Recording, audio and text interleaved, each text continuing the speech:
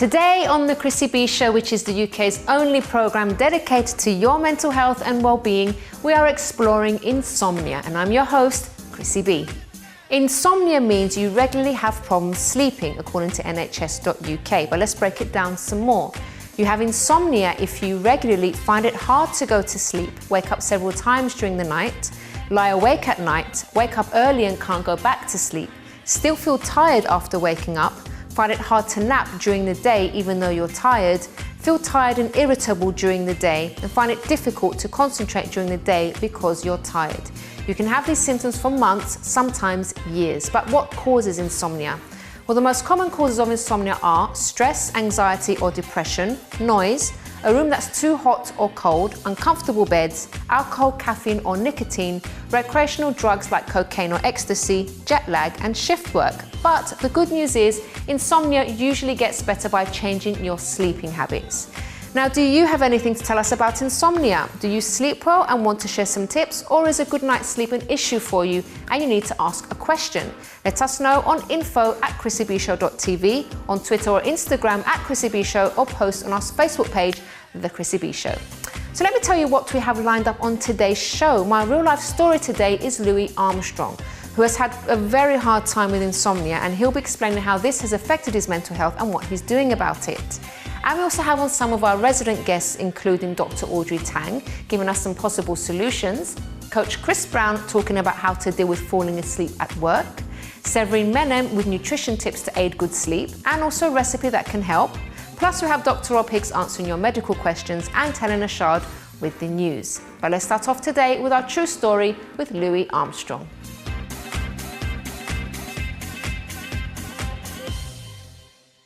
Welcome to the show, Louis.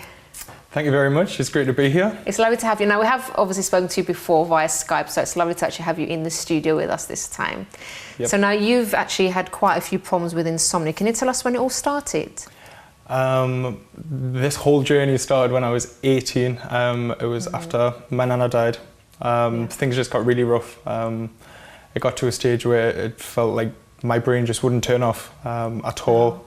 It would go through stages of 3-4 days with no sleep, and I would just sit and cry because no one would help. I couldn't physically find a way to turn my brain off. So when you say 3 or 4 days, is like absolutely no sleep or a little bit of sleep? Maybe like half hour, but half an hour. Wow. I don't even think that'll qualify as sleep. No. It was just close my eyes and half an hour. Do you remember at the time what you were thinking about, or was it just all sorts of things were just in your head? I couldn't control what was going through my head. I couldn't make sense of it most days, but got to a point where it was quite low, where there weren't the best things going through my head. But yeah. How did the insomnia affect your mental health? I think it affected my mental health in every single way. If you can't sleep, you can't feel good about yourself. You can't think clearly. You can't just participate in everyday life just like everyone else does, and that gets you really down because you see your peers excelling and you're kind of stuck in the back burner. Were you studying at the time when this was happening, or were you working, or couldn't work? Just left college. It was about 7 weeks after I left college, my nana died. And just everything collapsed. Okay. So you couldn't do anything really once you can't sleep well, you can't really study properly, you can't work properly. Exactly. Okay. What about relationships with people, like in general? Like, because I know if I don't get enough sleep, I get quite ratty. So I can imagine if it's like for a prolonged period. So what was that like in terms of temper and things like that? Terrible temper. I would fly off the rails, and I knew I was doing wrong. I knew it wasn't the best situation. But I just couldn't stop myself. And then it kind of got to a point where I thought everyone was against me because them were getting ratty that I was being ratty. But deep down I knew it was me with the problem. It was me that was causing the problems, but I couldn't find a way to get out of it. Okay. What was the lowest point, would you say, for you, Louis, in all of this? There's one incident. I didn't sleep maybe for about 3 days, and I ended up having a small drink with a friend. For some reason, one small drink set me off. I got a box of pills, and I just popped them out and I hide them into my mouth, and I was I'm done. And I owe my life to my friend, Dean, because it was him that dragged me to the floor and called the ambulance. Wonderful. Okay. And yeah, that was maybe one of the lowest. Had you been thinking about taking your life before that, or was it just something that just kind of came over you in that time because you weren't yourself? It had went through my head, I don't know how many times before that, but I never got to a stage of trying. That was just, I don't know, one little drink. Well, it was a build-up of things, wasn't it, I suppose? So long without sleep and things like that, everything built up. Right, so Louis, there's so much to your story. I know there's a lot more.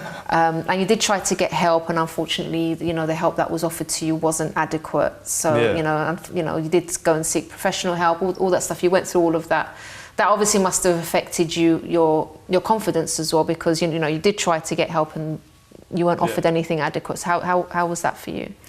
It affected me massively. I felt I was just told to take them pills and the famous words, we'll see how it goes. The doctors put me on 15 pills a day and give me no support or backup or anything like that. It was just literally take them pills, leave her alone. I had to fight, I had to basically harass them. It got to a point I got a letter through the door saying I had to stop ringing. Wow. And I thought, well, I'm only ringing for help. Like, please help me. And I didn't get it. Didn't help. Not at all. Okay. And then you took matters into your own hands, didn't you? Can you tell us what you started to do? And I don't know, I was kind of reading online of different things. From speaking to you last time and over email, you were saying about exercise. And I kind of thought at first, when anyone said it can't help that much. Exercise can't do it. But all I was doing at the time was eating. And so I got, quite big. Which makes you feel worse, doesn't it? When you're, it does, yeah. It does. But yeah, seeing myself that big and then hearing it from different people to try it, I thought there's got to be a change. And I've got nothing to lose here. Like, I had absolutely nothing. Apart from some weight. Exactly. And so I just pushed and I pushed, and at first I hated it. Really? God, more than anything, Then I kind of fell into it and I started realising little changes. Feeling a bit happier, more energetic, a bit more outgoing. And so I kind of thought, this might be working. So I pushed harder. And yeah, overall just under 4 stone. Wow, amazing. Just under 4 stone. And now looking back, when I see photos, I'm like, I can't believe I even allowed myself to get like that, and I didn't see it. And have you noticed an improvement in your sleeping as well? Is that still something that you're working on? That's something I'm still working on. It's a hell of a lot better. A hell of a lot better. But I go through stages where I won't sleep very well, like at all, for say 3-4 months. And then I'll crash for maybe 3 weeks. Will you sleep like lots? Okay. No alarm will wake me up. People could scream. Nothing will wake me up. And that's another big hurdle, because trying to push yourself into society, you need a body clock. And so if I drop the radar for 3 weeks, I can't do that. But that's just something I'm dealing with now. That's me. Everyone's got their own little things they've got to deal with. What I like about you, Louis, though, is the fact that you keep pushing and trying to find, trying to get help and taking matters into your own hands. That shows someone, to me, that's strong and strong-minded, and they're pushing through, because the things that you've been through and the way that you felt, and to get through that really does show a strong spirit in you, which is great. And I'm sure that's also going to take you through to get full recovery as well, and that you will be sleeping properly. Because I can imagine you've been through the stage where you couldn't sleep. Now it's better, and you're kind of sleeping too much at some stage. So it's just getting to that right balance, isn't it, at the end of the day? So definitely keep pushing, right? And anything 100%. Else apart from the exercise that you did as well? Just eating differently. You changed your eating habits as well? One of the things was I had to cut down on some of the medication, because I said 15 tablets a day. Yeah, that's a lot. I felt sedated. And so cutting down on them, because obviously you gain weight on a lot of mental health medication. And so maybe some of the weight loss has contributed by cutting down on the pills. Maybe, I don't know. But that was one of the things I've seen a huge difference with, was reducing the dose. because, as I said, I just felt sedated. Yeah. And it's made a difference. Well, you're on the right track anyway. You're doing something right, so just carry on with that, right? Exactly. All right, Lou, finally, what would you say to someone that maybe is in a really low place right now because of sleep problems or mental health issues? What advice would you offer them? Oh, just that generic one. Don't give up. At the time, it's going to feel like there's nothing in the world that's going to help you. You probably feel isolated on your own. But no, just really hold on tight, because once you get past that first hurdle, the next one isn't so hard. And then the next one is even easier, and then you start really enjoying things in life, things I never thought I'd enjoy. Yeah. And so now looking back and where I am now, there's hope for everyone, and everyone can really get there. Yeah. And also not to stop reaching out as well, right? Because obviously sometimes something that you try or someone that you might try to get help from might not be helpful. That happened to me as well when I was going through depression. I tried several avenues, professional help as well at one point, and speaking to my university lecturer, and it was just like doors were kind of just closed all the time. But I didn't give up as well, and I kept trying. I kept trying to find help, speaking to different people, and sometimes it's maybe one thing that someone will say or just pointing you in the right direction that could make all the difference. So it's really important not to give up. If one avenue has failed, don't think that's it for you, and that, you know, it's not no point in living anymore, because there's other ways. There's always a way. Exactly. And you always got someone fighting your corner. Yes. Just like you, when you reached out to me, that means more than I can say, because as I said then, I was quite low. And you didn't know me at all, but you still dropped in every now and then just to check how I was, and I thought, oh, this lady genuinely cares. So you make me cry now. I do care. But I'm so glad to see that things are moving forward for you. Really happy about that. Yeah, it's all There's exciting. always hope. Yes. Exactly. Brilliant. Always hope. All right, Louis, thank you so much for sharing your story with us. Yeah. And all the best, and keep in touch and let us know how it's going. Yeah, 100%. Thank you very much. Thank you. Well, everyone, don't go away, because after the break we speak to Dr. Audrey Tang to find out more about insomnia and possible solutions, and Coach Chris Browne gives us some advice about staying awake at work. But first, is this true or false? Women are 2 times more likely to have insomnia than men. What do you think? Find out the answer after this break.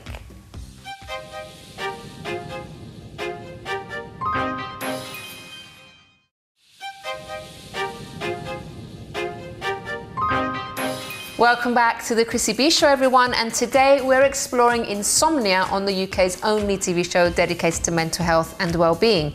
So before the break, we asked you if this was true or false. Women are 2 times more likely to have insomnia than men. According to the National Sleep Foundation, the answer is true, and the reason may have to do with women's hormones. Sleepless nights have been linked with hormonal changes in a woman's life, including pregnancy, menopause, and the menstrual cycle. For women experiencing menopause, when hormone levels are erratic, sleep problems are a common complaint, unfortunately. Well, now here with us to discuss insomnia further is Dr. Audrey Tang. Welcome to the show, Audrey. Thanks for having me, Chrissy. It's lovely to have you on. So, obviously, this is a topic that really does cause a lot of problems for many people, and we do need to discuss it. But first of all, what actually can cause insomnia in the first place? Okay, well, insomnia is one of the sleep disorders, and you can have a dysomnia, which is trouble getting to sleep, and parasomnia, which is trouble waking up fully. And insomnia, of course, is just not sleeping. Yeah. There are many causes, and you're absolutely right. Hormones can be one of them. Stress. Something simple like shift work or jet lag can also cause it. It can also be an offshot of another mental health issue. Right. ADHD, anxiety, depression, they can all cause havoc with our sleep. And so can the medication. So there are many sort of things relating to causing insomnia. Now, those are the more medical sides of things. There's also the more basic. Too much heat can cause us problems. Noise, a snoring sleeping partner, all of those can keep us awake.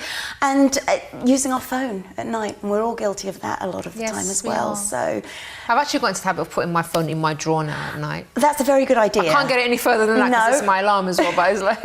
Absolutely. Well, that's part of the problem, because we have a lot of our lives on the phone, we can't help but look at it. So sometimes, whilst I would advise somebody, and we'll talk about the tips a little bit later, to write something down if it's bothering you so you can come back to it and you don't need to keep going over it in your mind, try and keep a pen and paper by your bed, not just have your phone. That's true.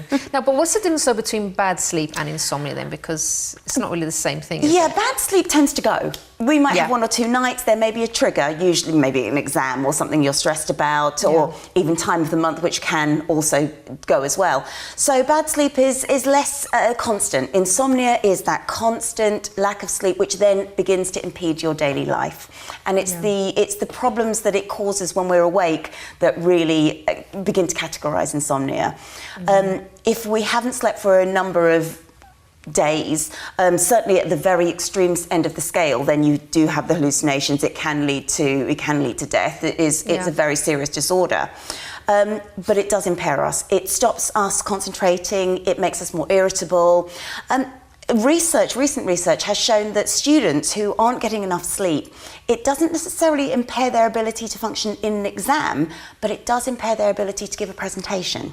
So that's worth knowing as well. So it can have lots of different effects on us physically, but those effects can then cause even more problems because of the aftermath of that. If you're more irritable, that can cause havoc with your relationships.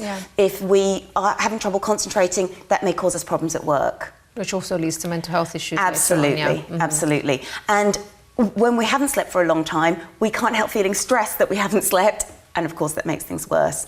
So it's that constant not being able to sleep and the impairment on our daily life. That's the biggest problem with insomnia. And what tips would you give? I know it's a tricky one sometimes because it can vary so much from person to person. Absolutely. Try and put your phone away. That's a big thing, because it's the lights that are used to reflect on the phone that can cause us problems when we sleep. Silly little things like keeping your bedroom nice and cool and comfortable. That can really make a difference, because heat, we don't think about it, but especially in the summer months, that can be very frustrating, and our body feels it before perhaps we realise it. It's also worth, in terms of, and this can be for anyone, having a bedtime routine, having something like non-caffeinated drinks, maybe stretching, maybe doing a little bit of meditation, having a wind down time. Sometimes people find that having a warm bath can relax them as well. So having a routine and sticking to that routine can help us.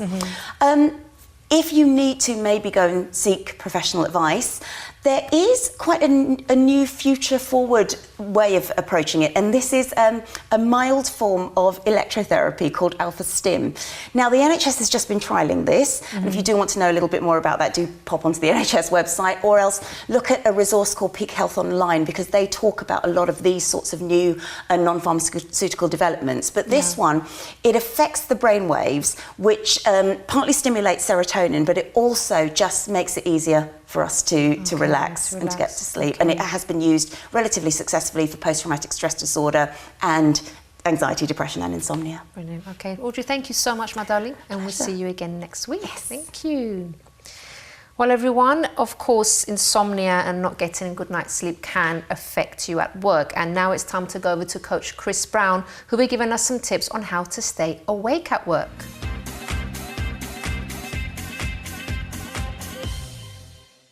Hi, I'm Coach Chris Browne, and today I want to share with you some information about staying awake at work. It's something that we've all experienced at one time or another. You could be in that meeting and you just feel like you just want to curl up and nod off, and you're fighting it, but for some reason it seems to come over you even more. So what I'm going to do with you, I'm going to assist you on this and give you a few tips, 7 tips on how we can actually stay awake at work, because if you don't, it's going to cost you. So let's start with tip 1. Before we even started the day, waking up in the morning. I mean, I really can't work out who thought of alarm bells. You wake up in the morning, the alarm's going, it's not your best friend. Nobody goes, oh, it's an alarm, that's lovely. You start trying to knock this alarm off. It's not really the right way, because you get a bit moody and you're a bit ratty about getting up. So my tip on this is, what you should do is set some nice music, your favorite music that you like waking up to. Or if you've got a favorite speaker that you like to listen to their motivation that gets you up going for the day in a positive way, put that onto alarm instead. It's a much better way of waking up, and it sets your day on the right path. That's tip 1. Tip 2. Now, this tip, I've actually picked this up myself from someone else. And it was a lady named Mel. And I remember hearing her talking about this, and I thought this is a really good tip that I think we should actually put into action and test. And what we call it is the rocket test. Yes, I said the rocket test. And she was talking about how she saw this program, she saw when they was doing the launch at NASA. And in doing this, she saw the rocket about to take off, but was observing all the energy that was put into this rocket in the beginning and the reverse countdown, 5, 4, 3, 2, 1, liftoff. Right, now, while after watching that, it's funny, it was not too long back, I was actually on an aeroplane and they was taxiing down the runway and they turned the plane round, and all of a sudden, this energy, they just started to push and push and push this plane until this plane took off and started flying. And that surge just felt so good, but it was the same thing. So what I say is, you wake up in the morning, tip 2, do a countdown, 5, 4, 3, 2, 1, get up. Try that. Try it with everything you want to do. When you feel like you're not motivated to go, do that. You know, it's got to be the last time that your body says, hey, no, I just want to stay there. You're going to get up and do. So do the countdown, the rocket launch test. Here we go. Here's another one. Now, this is really when you're at work. You're sitting there and maybe you're in front of a monitor and you're studying what you've got to study, but for some reason your eyes start to shut. Or you're doing some other chore at work and your eyes start to shut. You've got to stimulate your brain. And how do you stimulate your brain? How you can stimulate your brain is by refocusing on something else. And then after a while, go back to what you were doing. Sometimes it's worth focusing on something completely different and then go back to what you were doing. You'll find that just as the brain works, it gets, let's say, it has to reboot itself. And when it reboots itself, and those neurons start acting in the right way and re-energized, and you come up with better ideas, you work better because you've refocused your brain. Instead of letting the brain go down, down, down, look away, refocus another screen or another topic, another area at work, then go back to it. Now, number 4. We all seem to can't wait for lunchtime. Lunchtime comes and we go to the shop and we buy all that food and sometimes all that carbs and everything else, and we get back to work and all of a sudden you start feeling a little bit sleepy after a while. The reason being, you didn't choose the right lunch. You've got to be aware of what you're eating. You start, let's say, stuffing yourself with all the good foods, the things that looks good, but at the end of the day, it doesn't work with your body and it won't energize you to move on. It's like someone who drinks a lot of coffee, yes, and a lot of sweet cakes to boost you up. You get boosted up and then you start to slow down and you come down. And just saying that about what you eat is, did you know coffee's an addiction as well? That to the point that you need that to get that boost. Be aware of what you're eating at lunchtime. Eat a light lunch. Number 5, be vigilant of your posture. Your posture says so much about your energy. Now, you think about this. If you've got a hose with water going through it and you bend this hose, the strength of that water going through is going to be pretty poor and it's going to be dripping. But when you straighten the hose, the water going through, the power is very strong. That is exactly the same with your posture, your spine, how you sit. When you sit a bit slumped in a chair at work, the oxygen doesn't go in. You sit straight up, you're more alert, you're breathing deeply, the oxygen goes in, it wakes you up. Change your posture, don't slump. Number 6, brush your teeth with peppermint. That will actually keep you awake. Did you know that peppermint actually stimulates the brain? It stimulates the mind. So, hey, you know, it's kind of funny, but yeah, pop out at work, going to the bathroom and just brush your teeth. It actually stimulates your mind and keeps you awake. Now, number 7. This is one that I think we kind of know and we should always do. and it's to get some fresh air, get moving, take a little break, go outside, go downstairs, go outside the building, take a walk around, take your mind off it, come back, you'll find you're energized. Oxygen is the best. So those are my 7 tips for staying awake at work.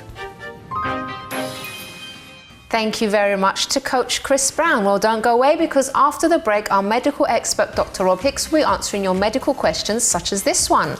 Which is better for covering up during a sunny day, light or dark clothes? Find out the answer after this break.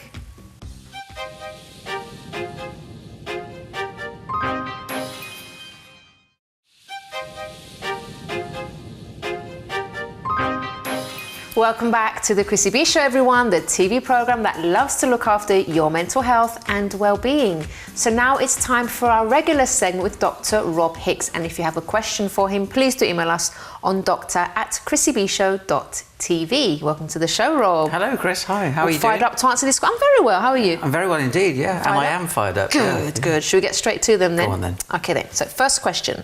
I've had laser hair removal done in the past, and more recently I've been having IPL treatment to remove unwanted hair. I'm thinking of doing more on other areas of my body, but was just wondering if there are any long-term dangers to these kind of treatments.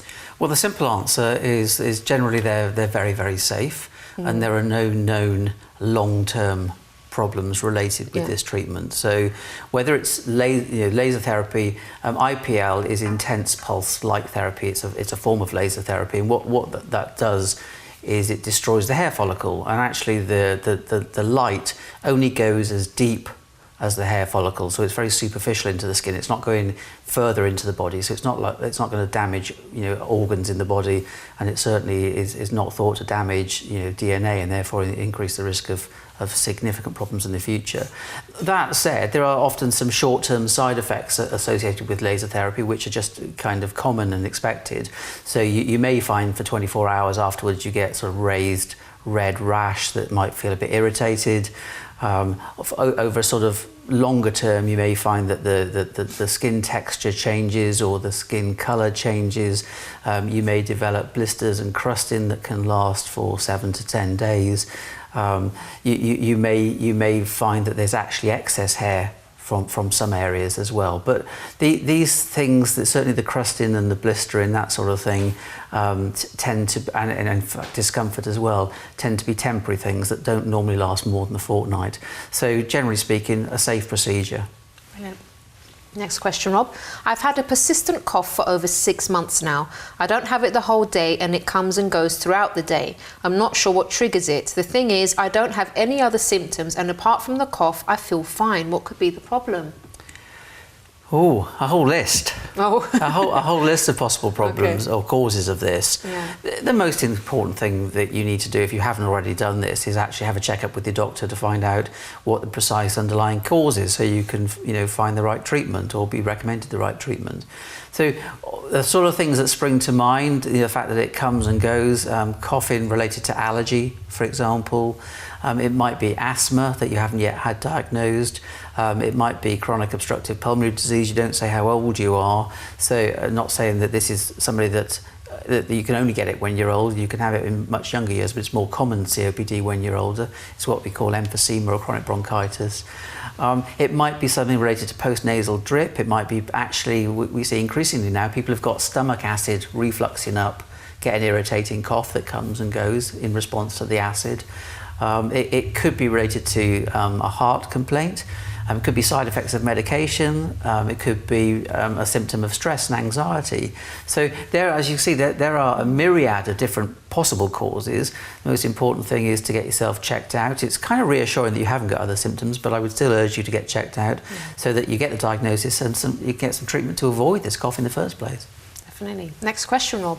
Are there any hormone-free contraceptives? I have polycystic ovaries, which plays around with my hormones in general, and I don't want to mess my body up even more. Any advice would be much appreciated. Yeah, I mean, it's interesting because actually we often prescribe the pill, which is hormonal, for women with polycystic ovarian syndrome to either regulate their periods or indeed to give them a period when they haven't been having periods. But the answer to your question is yes, there are lots of non-hormonal forms of contraception. So you've got the barrier methods, you've got the diaphragm, you've got the cervical cap, you've got condoms, male and female condoms. You've got the coil, what's known as the IUD, the intrauterine device, which is non-hormonal. You've actually got, if you've had all the children that you ever want to have, then sterilisation is a non-hormonal treatment. And let's not forget the rhythm method and the withdrawal method. So, it's a very good idea to ask your doctor for some advice, or indeed pop along to your family planning clinic, where they'll give you some advice on what might be the most appropriate form of non-hormonal contraception for you with your condition. And last question for today, Rob. Which is better for covering up during a sunny day, light or dark clothes? Also, is there a danger from tanning sprays rather than tanning beds? Right, two really good questions. Yes, yeah. The answer to this is all clothes offer some degree of protection, but it varies. And the answer to your question is darker clothes offer better protection. Obviously, clothes with long sleeves or long skirts or long trousers, you provide more cover. Dry clothes rather than wet provide more cover, and more tightly woven clothes actually provide more protection as well. And a rule of thumb is if you can see through the material, then the UV radiation can get through it. Oh, right. And of course now there's increasing numbers of UV protecting clothing that have been lined or coated with something which absorbs the UV rays as well. With answer to your other question is there a danger from tanning sprays? Spray tans far safer than sunlight, tanning beds, etc. The tanning bed will give you the UV exposure, which damages the skin, prematurely ages the skin, and increases the risk of skin cancer. The advantage of the sprays is that some of them actually contain nutrients that nourish the skin as well. They help moisturise the skin. So and these days I think they're kinder. You don't go home smelling like rotten cabbage when you put them. I remember those. I remember those. Yeah. They were disgusting. You don't end up striped like a tiger. Yeah, exactly. Sort of. We've all been there. Very brown feet and yes. No, there's a story I could tell you about that, but we'll do that off air perhaps. A cup of tea. Yes. So the answer is I think it's dark clothing more than light, to answer your question. Tanning sprays and creams, etc., more than definitely not beds. And remember to protect your skin in other ways. So seek the shade, sunscreen, floppy hat, etc. All those techniques as well. Brilliant, Rob. Thank you so much, and we'll see you again next week. Indeed. And everybody, now it's actually time to go to Helena Chard with this week's A Helping of Happy.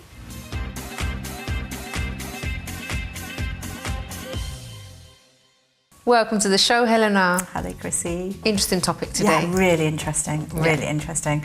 So, starting off with student Pari Joshi, 21. So she needed to have 8 coffees a day to keep herself awake. Oh. And she reveals how a magical natural supplement finally helped her sleep. She was getting 6 hours of broken sleep, so it sounds okay, but actually she was waking up the whole time. And it made her so lethargic the next day. And in fact, her aim was she wanted to be a teacher, and she didn't think she'd manage to do that. And she went to her GP, and they told her to try pillow sprays, pills, everything. She tried everything, and nothing worked. So she discovered Beninox, which is an overnight recharge. It's quite reasonable, I think it's within £10, but it contains 3 key ingredients that contribute to a good night's sleep. Okay. And those 3 ingredients are honey, sustamine, which is amino acids, and vitamin B6, which reduces tiredness and fatigue, supports mental function. So quite simple things, but it worked. Her energy levels. Just got to keep trying, find different. She researched it herself online. In fact, her father also uses it, and both of them have benefited. Oh, wow. And she's now, her overall well-being is perfect. Happiness, lifestyle. She's cut out the caffeine and sugar, so she's doing well. So congratulations to her. Which is good. Interestingly, there's a new sleep disorder called orthosomnia. And the Journal of Clinical Sleep Medicine have recently published it, and it's to do with the pursuit of a perfect night's sleep, and it's to do with these dreaded apps. That's what it's to do with. I was having a conversation about this to someone the other day, and anyway, carry on. I'll say but it's people obsessing really about the results of their sleep and fitness. Yeah. So you have a night's sleep, then you look at your watch or your fitness tracker and see that maybe you've had a bit of disturbance. So people are not self-medicating. That's the wrong word. They are seeking treatment, self-diagnosing. That's it. Yeah. So rather than relying on how they feel the following day or the following morning, which is, I think, a good thing to do, they're basically reinforcing sleep-related anxiety, and it's reinforcing perfectionism as well. It's true, because if you look at these apps, especially when you wear those Fitbits as well, they monitor your sleep. It's like, it says that I've only had like 4 hours sleep. You weren't tired at that point, but as soon as you see that result, all of a sudden you're going to start getting, I haven't had enough sleep, I'm really tired. Mind over matter. Yeah, exactly. Absolutely. Yeah. So that was an interesting one. A lovely guy called John Watson, 62, he has introduced sleep radio. He's based in New Zealand, and he wanted listeners literally to switch off. Okay. The reason being, he had a heart bypass, I think. In fact, it was 10 years ago now, and in fact, he had something like 5 bypasses. Yeah. And as a result, he developed depression and insomnia himself. So he decided that the only thing that worked for him was listening to relaxing music. It doesn't work for everybody. But as a result, he decided to broadcast to the world, and instead of wanting engaged listeners, he wanted people to switch off, which I think is absolutely mad. So he's like, people in Afghanistan, Israel, Russia, Hungary, Taiwan, Puerto Rico, blah, blah, blah, they log in. And they just fall asleep. Yeah, but he gets so many messages of thank you so much. That's nice. And he really researches to get the best music, because what he found is that he listened to music, and then all of a sudden there'd be adverts blaring, buy this, buy that, and of course it'd wake you back up. True. So I think that's really sweet, idea, really isn't good. it? You've got 30 seconds for last one. I'm just going to say something random, which is like a third of Brits are so stressed they've checked work emails in the middle of the night. Guilty. You better stop that, Helena Chard. 79% struggle to switch off at bedtime. Yeah. 79%. That's a lot. I know. I did see myself a lot when I was doing this research, and in fact, I've got so many stories. And I can't say them all because I think we might be running out of time. We have run out of time. But it will just, so really, and also tossing and turning, 69% regularly suffering from anxiety so badly that you're actually inducing nightmares, which is, we all have to chill. Bad. Yes, we do. Take time to do the things that we love as well. Absolutely, simple things in life. Thank you so much, Helena. Thanks, Chrissy. And we'll see you again next week. Look forward to it. Well, everyone, don't go away, because after the break, I speak to nutritionist Severine Menem, who'll be telling us about food that helps aid sleep. And she'll also be showing us a healthy, sleep-supportive recipe and answering your questions, including this one. I suffer from hay fever, and though I have antihistamines, I'm reluctant to take them, and was wondering if there are any natural remedies or food that we can eat that can help with the symptoms. Find out what she has to say after this break.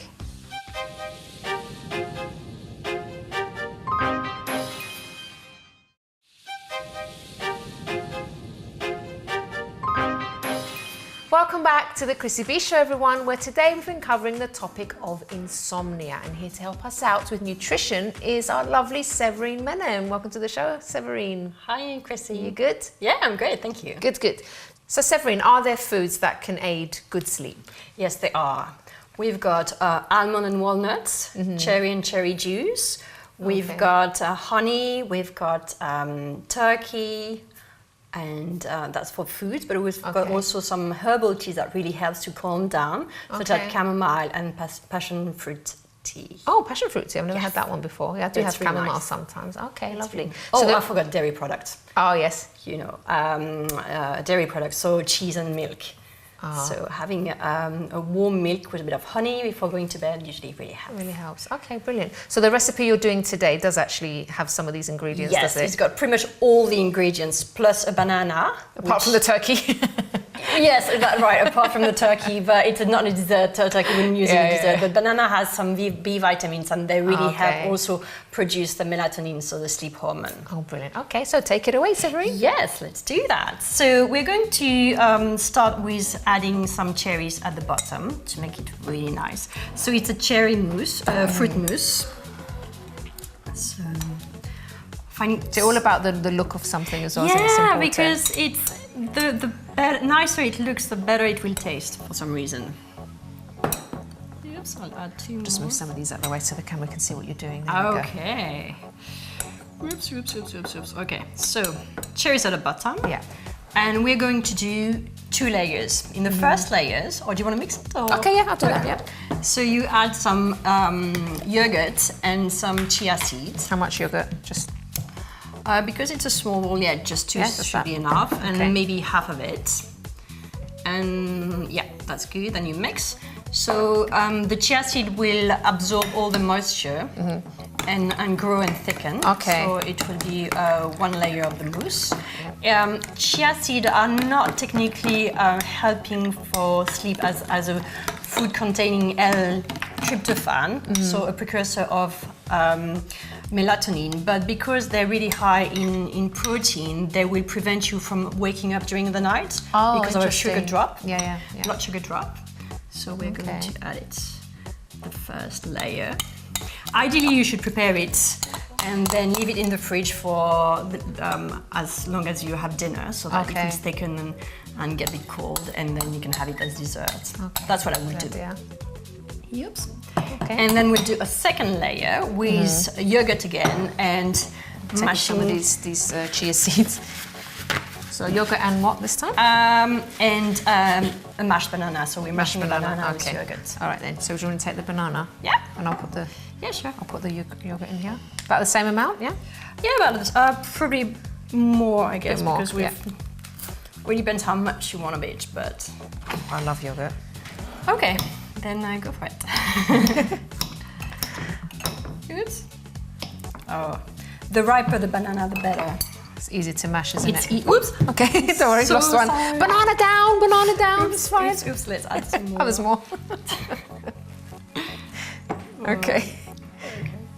Do you want to mash or shall I? I'll do Oh, it. go on You've got then. a white shirt. I'll pick up this banana that Thank you escaped. so much. Thank you. Okay, so I suppose the banana also provides some of the sweetness. yeah, and we can add honey actually, because honey is one of Yeah, the food sure, as add well. some. It depends how sweet you want it. Okay, so add a little bit of honey as well. Yeah, touch of honey.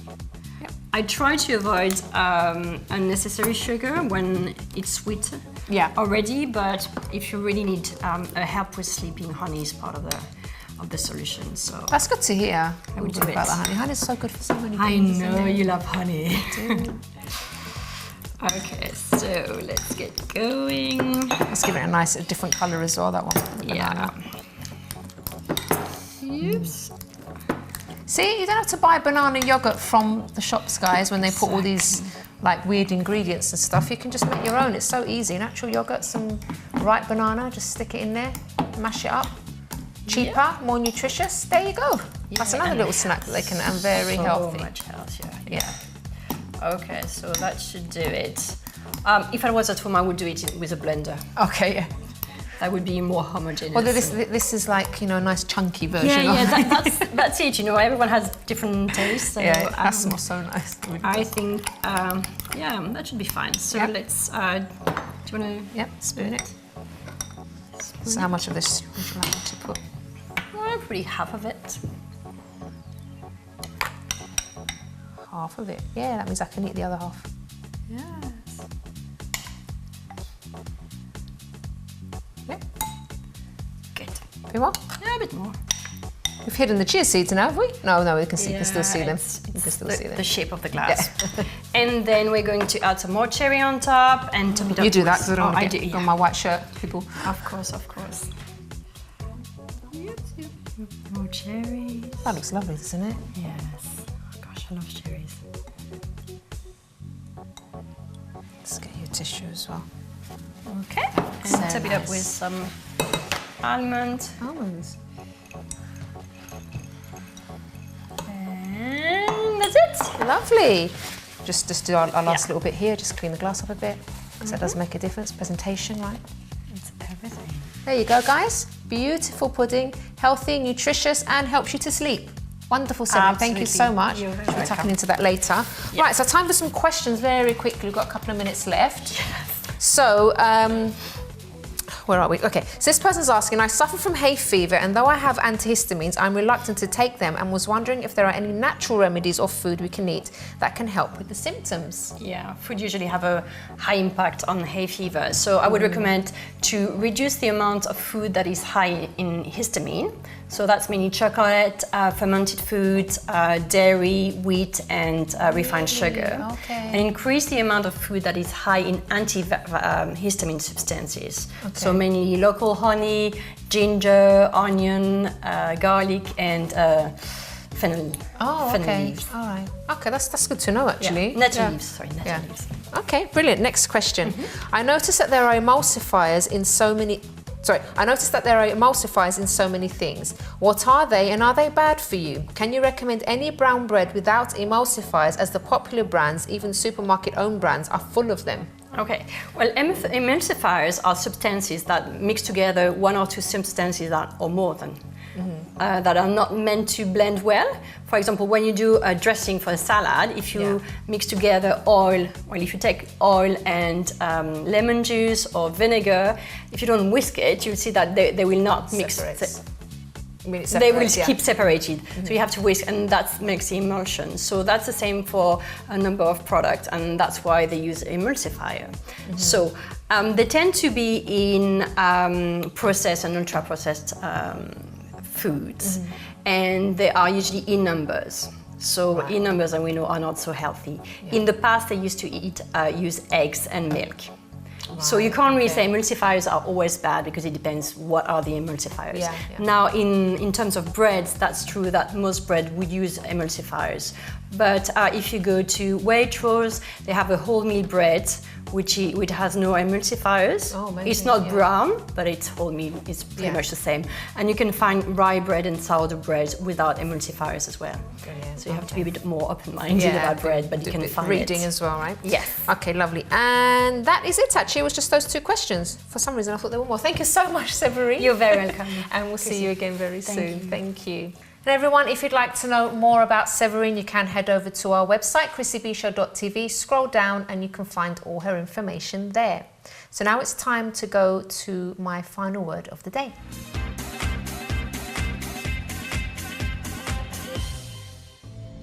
Well, everyone, I hope this show today has actually helped you, especially those of you who don't get a good night's sleep, if you've been struggling to get to sleep. And there have been many tips, including nutritional tips, lifestyle things that you can put into practice as well.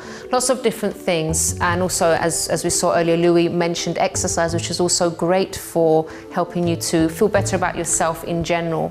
However, if you do try all of these things and still you are struggling, then there is a deeper underlying issue. So in my case, for example, I did a lot of exercise. As I've spoken about before, weight training was my thing. I lost lots of weight. I got really fit, really strong, even strong enough to actually compete as well. I was approached to do competition training, which I didn't go into at the time because I was studying.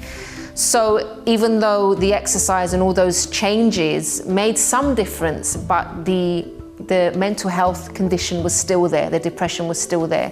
The exercise and the other things helped to alleviate what I was feeling, but as soon as I was back in my room by myself, I would still feel afraid and I couldn't sleep properly. It used to take me ages to get to sleep. But one of the reasons why I couldn't sleep was because I was actually afraid. I had a lot of fear. I had a phobia of death.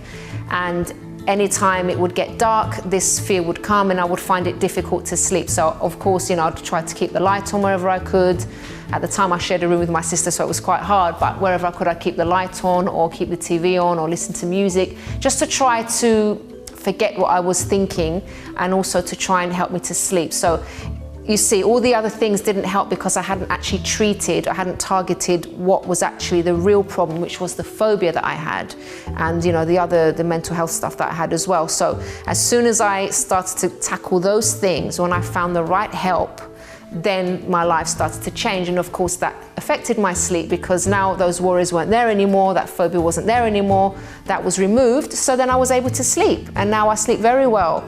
So I don't have an issue with sleeping. Sometimes it might take me a little while to get to sleep, especially if I've got a lot of work and I'm thinking of a lot of things, but it's not insomnia. So we have to see, there's two different things there.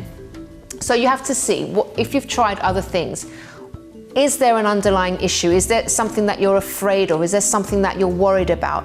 It could be a relationship that you have that isn't going well, and maybe you're always arguing with your partner.